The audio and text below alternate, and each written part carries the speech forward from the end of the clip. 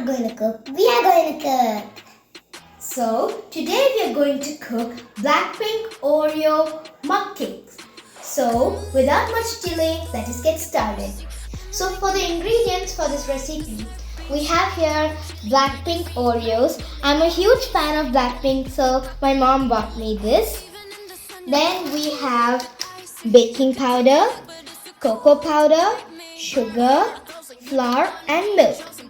So let's get started. So over here we have 4 Oreos that we crush it and put it in this mug. Then we add 1/4 cup of milk in it and then we give it a good mix. It should look like this, alright? Now we'll take half teaspoon of baking powder and add it. Then we'll take 1 tablespoon of sugar and 1 tablespoon of flour.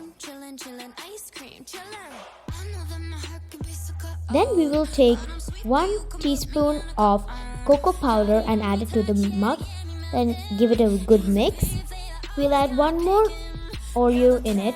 Now it is time for it to put in the microwave for exactly 1 minute. It has been 1 minute. Now let's take it out. Wow, nice aroma is coming. Now we will top it up with some sprinkles and our mug cake is ready.